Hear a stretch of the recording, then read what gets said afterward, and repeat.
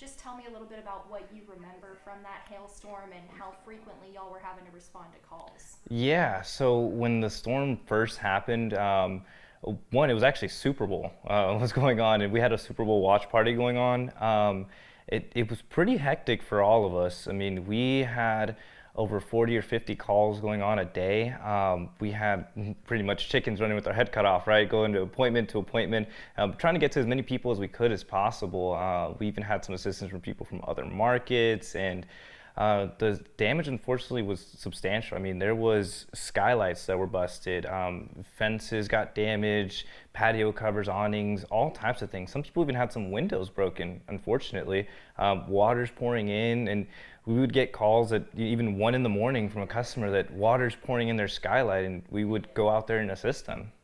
So obviously now that it's been almost a year, the reason we kind of wanted to touch back on this is in case anybody either hasn't gotten their damage assessed slash and or if they have not filed any claims with insurance. So in your experience in this industry, what are you telling customers in terms of when they should get the damage assessed and also when they should start filing their claims? Yeah. So damage should be assessed. You should have your roof looked at. In reality, good maintenance schedule is at least once a year. So if you haven't already, you should definitely get it checked out. The statute of limitations in Texas is actually 2 years to file a claim from the date of loss, although unfortunately, a lot of your insurance policies and insurance companies, they only allow you a year from the date that the storm happened to be able to file a claim. Now, a lot of homeowners tend to wait to file the claim, and they'll get it done whenever. But unfortunately, waiting too long is going to be detrimental to you because now you'll incur any costs of it being replaced at that point in time if your policy is not going to cover it.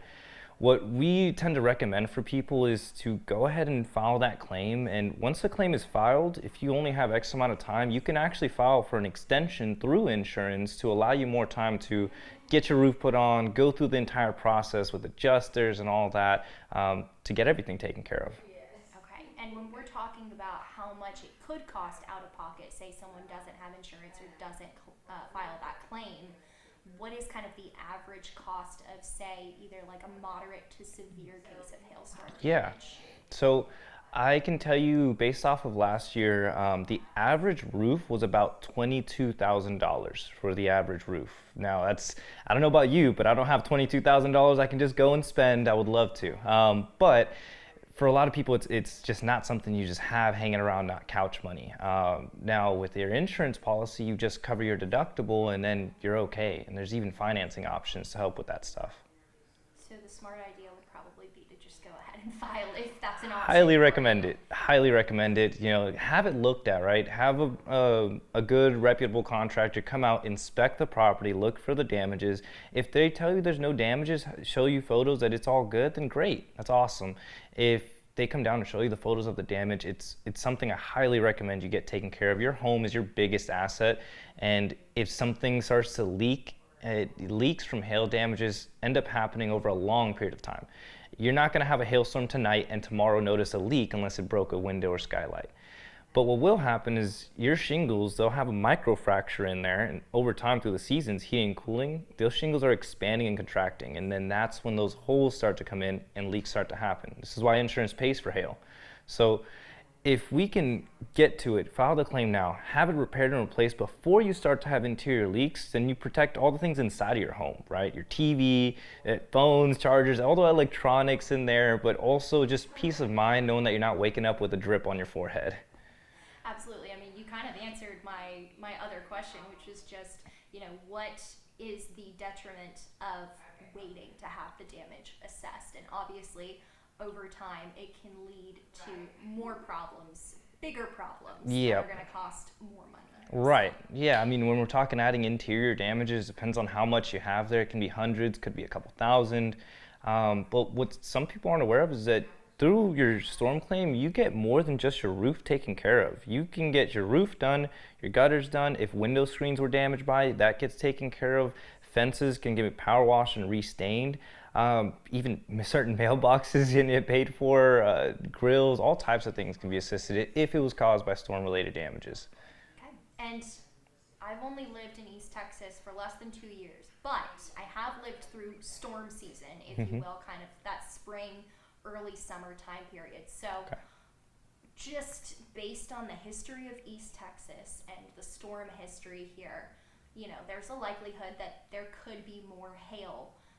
What would you say to homeowners about preparing for any potential damage that could come in the future? Is there anything they can do to be proactive?